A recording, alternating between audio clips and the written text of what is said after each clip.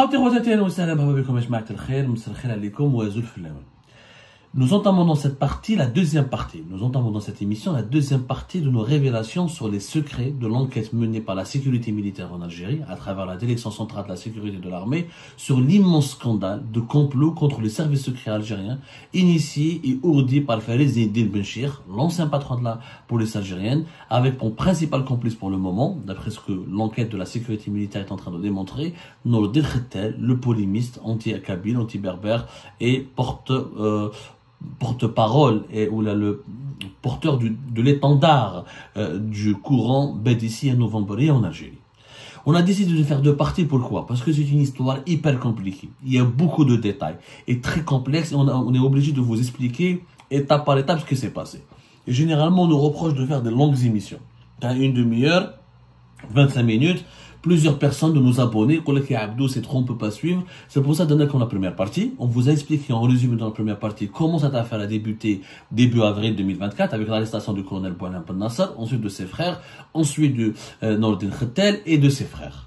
Maintenant, dans cette deuxième partie, on continue. Dès le départ, cette affaire a été menée par la sécurité militaire. Cette enquête a été menée par la sécurité militaire, à travers la direction centrale de la sécurité de l'armée, et que tous les personnages de cette affaire ont été placés en garde à vue dans une caserne, dans un centre d'enquête, dans un centre opérationnel. C'est une caserne, si vous voulez, aménagée, moderne. C'est pas une prison, ou là, c'est pas un commissariat ordinaire, qui abritait auparavant le centre de communication de la diffusion l'ex-DRS, qui est situé à Benaknoun. Alors, on s'est arrêté dans la première partie à l'arrestation des frères et de quelques membres de la famille de Nourdine Khettel, plus les frères Ben Nasser. Donc, les frères Ben Nasser, dès le départ, ont nié toute relation avec Nourdine Khettel. Toute relation. Ni Boualem Ben Nasser, ni Nasser Ben Nasser, ni Sidi Ahmed Ben Nasser n'ont reconnu qu'ils avaient une relation avec Nourdine Khettel. Par contre, Toufir Ben Nasser, le quatrième frère de la fratrie Ben Nasser, qui est établi ici en France à l'étranger, a reconnu que Nourdine Khettel l'a contacté. Où il a reconnu, il a fait une déclaration à Algérie.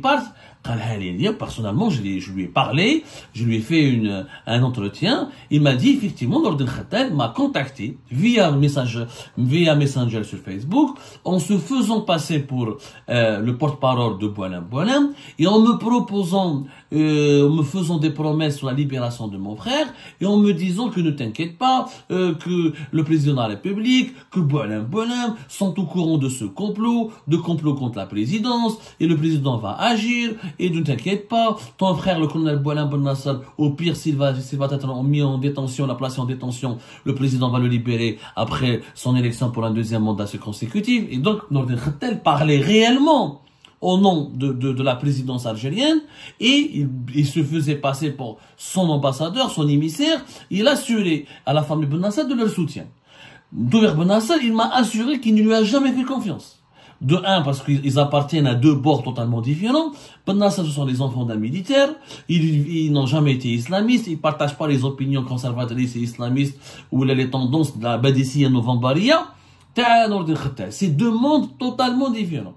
Mais deux mondes totalement différents. Sauf que les enquêteurs de la DCSA ont soupçonné Boualem Ben Nasser d'avoir fait fuiter des informations et d'avoir envoyé des informations à MLDZ et à Hicham Aboudr contre le général Mehmet Jebbar et contre le colonel Mouad et d'autres hauts responsables de la direction de la documentation de la sécurité extérieure, c'est-à-dire les services de l'enseignement extérieur des services secrets algériens, via Khettel ou via ses frères.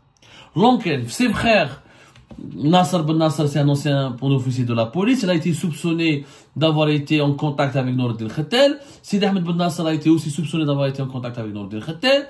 Et Nourdine Khettel a été soupçonné de œuvrer pour un clan contre les services secrets algériens. Ce clan serait piloté essentiellement et principalement par Farid Zinedine Benchir, le patron de la police, parce que rappelez-vous, de 2022 à 2024, Farid Zinedine Benchir, on l'a raconté à maintes reprises, avait mené une guerre très dure et intense contre les services secrets algériens, parce que il a doté la police algérienne de l'office central de lutte contre le crime organisé en octobre 2021.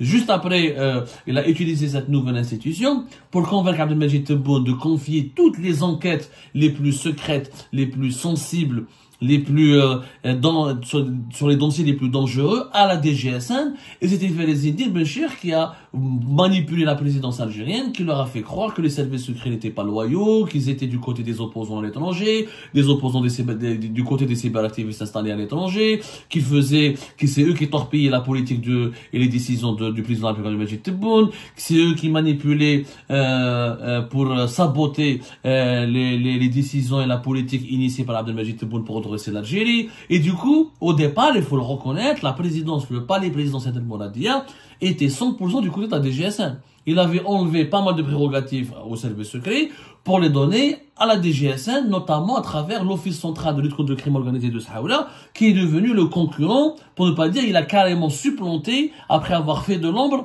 à la fameuse caserne Antar, qui est le principal centre des opérations de la DGSI, de la Direction Générale de la Sécurité Intérieure, qui est le renseignement intérieur. Donc, Farizeddine Benchir, de 2022 jusqu'à la fin de l'année 2023, il avait convaincu la présidence de la République de miser sur la DGSN, d'affaiblir le poids et l'influence des services secrets algériens et de miser sur la construction d'un État policier à travers le renforcement ou à travers la fondation ou à travers la création d'une super institution sécuritaire qui serait une super police avec des pouvoirs étendus et que les services secrets seraient de moins en moins impliqués dans les affaires internes ou uniquement pour quelques missions bien précises, contre l'espionnage ou le renseignement extérieur. Donc, Farizeddine Benchir voulait, dès le départ, et il faut le savoir, voulait devenir le plus grand flic du pays, le super flic du pays, et il voulait même après avoir des ambitions politiques, et pourquoi pas, je deviens le nouveau général Tawfiq, et je deviens la boîte noire de tout ce qui est sécuritaire du régime algérien. Donc il y a eu une guerre de clans, il y a eu une guerre de services entre la DGSN et les services secrets algériens. Les services secrets algériens, face aux attaques, face aux remises en cause, face aux critiques, face aux complots menés et à les manœuvres de déstabilisation menées par Farizeddine Benchir, ils se défendaient, eux aussi, ils ripostaient. Nourdine Khettel était soupçonné, à travers des membres de sa famille et des proches à lui, d'être le principal trait d'union entre le clan Farizeddine Benchir et les cyberactivistes ou les opposants établis à l'étranger qui diffusaient des informations déstabilisatrices et considérées comme déstabilisatrices ou la préjudiciable ou la virulente ou la très perturbatrice par rapport qui visait à perturber le fonctionnement des services secrets algériens pour noircir l'image des services secrets algériens. Et Farizeddine Benchir utilisait cette médiatisation extrêmement négative contre les services algériens pour convaincre, encore une fois, le palais présidentiel d'El Moradi et le cabinet d'Abdelmajid Tebboune qu'il n'y a que la police qui est propre, qui est vertueuse et qui n'a pas de pratiques douteuses et qui lui est loyale et qui lui est fidèle. Donc, Khaled L'Hkaya, jusque-là, du 2 avril jusqu'au 21 avril, Farizeddine Benchir n'avait pas été arrêté. Les trois frères Ben Nasser, Nourdine Khettel, deux de son frère et sa sœur, où ils ont mis sous enquête 2 mineurs. Tout ce monde, plus d'autres personnes qui sont visiblement, qui ont été citées, qui sont dans l'entourage des frères Ben Nasser et des frères Ben Khettel. Sauf que le 21 avril 2024, il fallait les présenter devant le tribunal militaire de Blida. Déjà, il faut savoir, en Algérie, normalement, la garde à vue, pour les affaires les plus graves comme le terrorisme, elle est de 12 jours, maximum 12 jours. Déjà, le 2 avril pour le colonel Ben Nasser, jusqu'au 21 avril, la sécurité militaire a procédé à des arrestations et à des placements en garde à vue pendant pratiquement une vingtaine, pratiquement 20 jours. Pour certains accusés ou pour certaines personnes suspectes, qui m'a Ben Nasser. Bon, qui devant le tribunal militaire, lors des présentations devant les juges du tribunal militaire de Blida n'étaient pas convaincus. J'avoue le dossier, ils n'ont pas trouvé des éléments accablants réellement qui confirment la relation entre Nourdine Khettel et les frères Ben Nasser. Mais à part le témoignage qui a été fait à Algérie par Tawfiq Ben Nasser et visiblement les matériels informatiques, les équipements informatiques et les téléphones de Khettel quand ils ont été expertisés, fouillés et inspectés, il n'y a pas eu de traces entre Nourdine Khettel, Nasser Ben Nasser ou Ben Nasser. Il n'y a eu que des traces d'un échange entre Nour el Khattal et Tawfiq Ben Nasser. Et cet échange n'indique pas Belé, Tawfiq Ben Nasser a roulé pour Khattal, ou la Tawfiq Ben Nasser aurait donné des informations scandaleuses et compromettantes contre Mehana Jabbar ou les services, ou les hauts responsables des services de l'enseignement algérien, qui sont de l'enseignement extérieur, à Nour el Khattal. Il n'y a pas eu de collaboration dans ce sens-là. Nour el Khattal voulait gagner l'adhésion, le soutien, voulait gagner les faveurs, voulait convaincre Tawfiq Ben Nasser de l'écouter, de le soutenir, de rouler pour lui, ou de collaborer avec lui. Et Tawfiq Ben Nasser, en tout cas c'est ce qu'il nous a dit, Algérie part.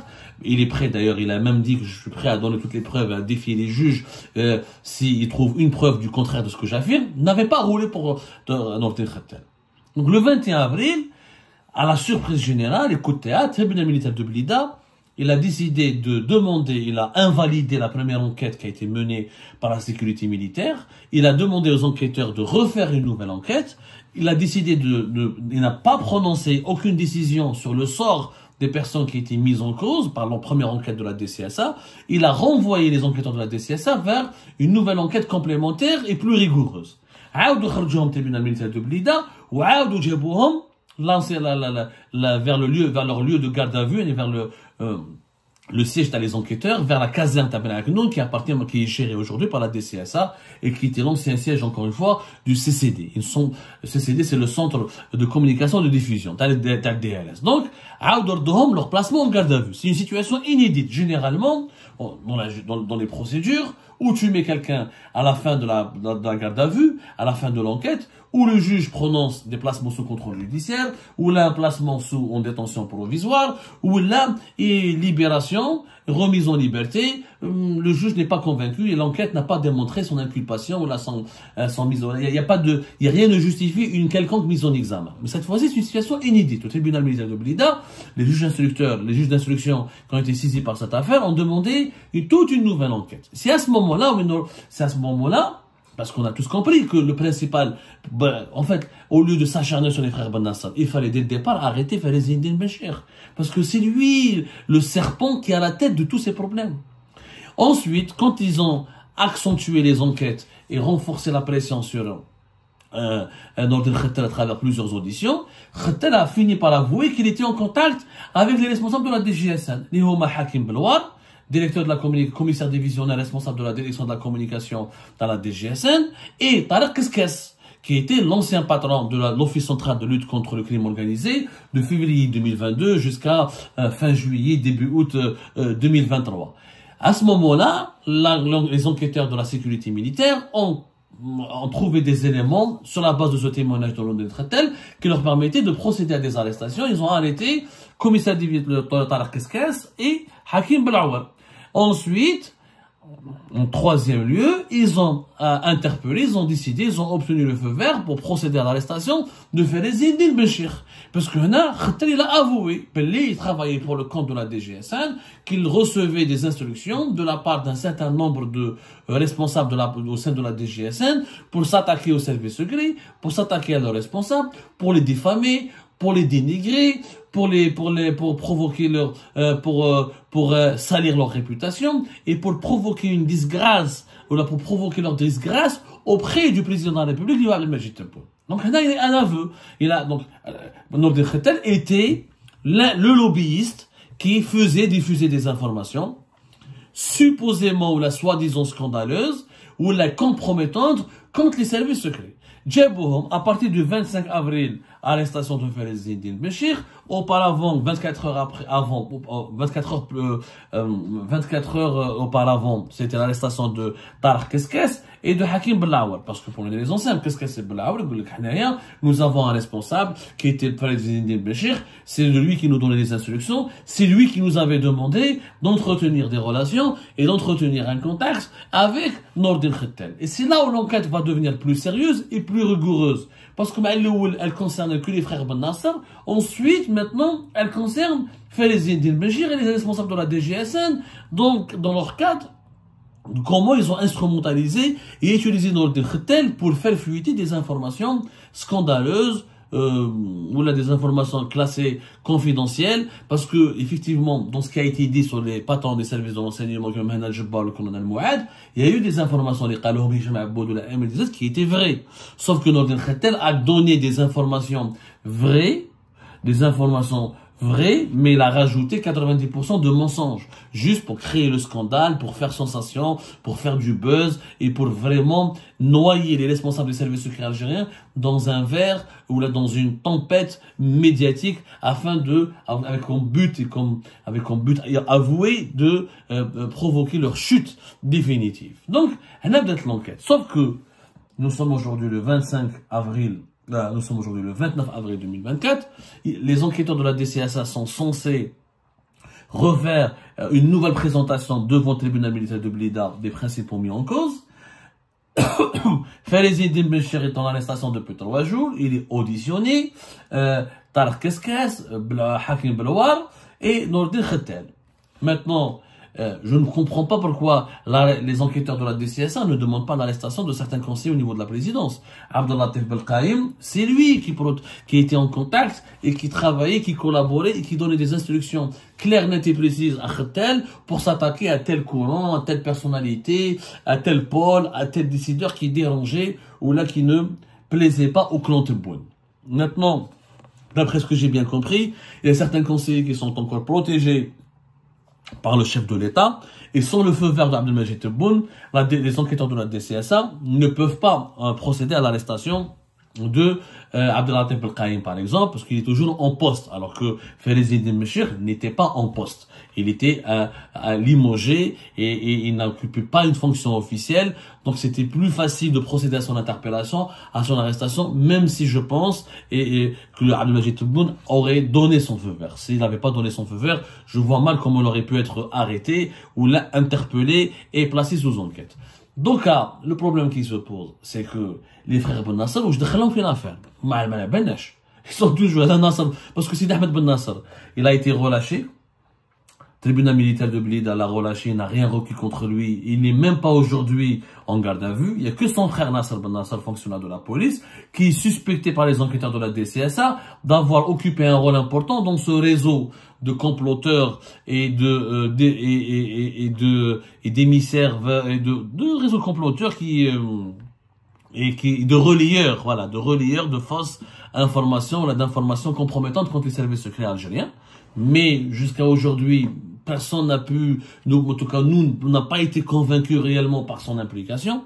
Toufer Ben Nasser, il est établi à l'étranger, il continue de faire des vidéos, il crie à l'innocence de ses frères, il dénonce un complot, ou il dénonce une instrumentalisation du nom de leur famille pour justement les impliquer dans un scandale dans lequel ils n'ont joué aucun rôle. Toufer Ben Nasser, nous l'avons interrogé encore une fois. Il nous a certifié dans une déclaration algériparte qu'il n'a pas de lien avec Faiz Eddine Bencher, que Faiz Eddine Bencher n'a jamais aidé son frère Nasser Ben Nasser, parce que d'ailleurs la preuve, Toufer Ben Nasser, il nous a dit qu'ils n'ont qu'à aller confirmer, voir le listing des appels téléphoniques qu'il avait appelé en été 2023 à 3 reprises le cabinet de Faiz Eddine Bencher, et que Faiz Eddine Bencher, son cabinet, n'a pas voulu prendre l'appel parce que Toufer Ben Nasser voulait demander à Faiz Eddine Bencher de mettre fin à la mise à l'écart ou à la mise au placard de son frère Nasser Ben Nasser qui, depuis pratiquement plus de 3 ou 4 ans, n'occupe plus aucun poste,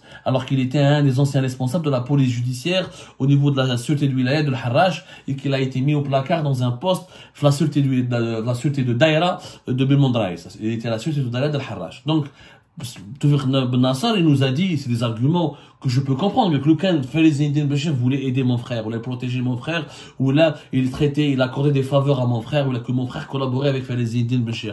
Pourquoi mon frère serait mis au placard? Pourquoi il n'avait pas bénéficié d'une belle carrière au sein de la DGSN, lorsque la DGSN était dirigée par Faiz Eddine Bencher? C'est un argument qui est recevable. Le rôle de Ben Nasser, pour le moment, il demeure opaque. Personne ne peut dire ni vrai, ni faux.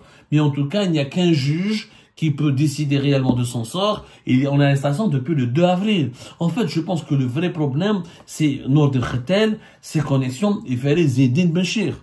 On ne comprend pas dans cette enquête pourquoi on veut rajouter d'autres personnes secondaires ou là qui ont joué un rôle secondaire ou là qui ont joué un rôle mineur dans les complots qui ont été ourdi ou l'a mis en place pour déstabiliser les services secrets algériens. À moins que les enquêteurs de la DCSA disposent de preuves très solides qui prouvent ou qui démontrent que c'est Boualem Ben Nasser qui donnait les informations à Nordin Khettel. Mais pour que ces preuves soient solides et pour que ces preuves soient avérées, il faut que la justice, notamment au niveau du tribunal militaire de Blida, s'occupe de ce dossier définitivement, décide de la validité de ce dossier et procède à des inculpations.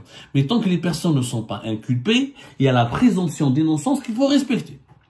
Il n'y a que les services de sécurité enquêtent, mais c'est le juge qui inculpe. Les services de sécurité ne peuvent pas mettre en examen une personne, ni l'accuser. C'est la justice qui doit accuser, ou la mettre en examen, ou la remettre en liberté. En tout cas, voilà les derniers détails de l'affaire Benchir Nordin Khettel, qui est extrêmement compliqué. Aujourd'hui, moi je ne comprends pas pourquoi on arrête plus facilement un colonel qui est le colonel Boualem Ben Nasser, on n'arrive pas à arrêter Abdelatif Belkhaïm. Et d'autres conseillers au niveau de la présidence, parce que Nordin Khettel défendait le clan Tebboune.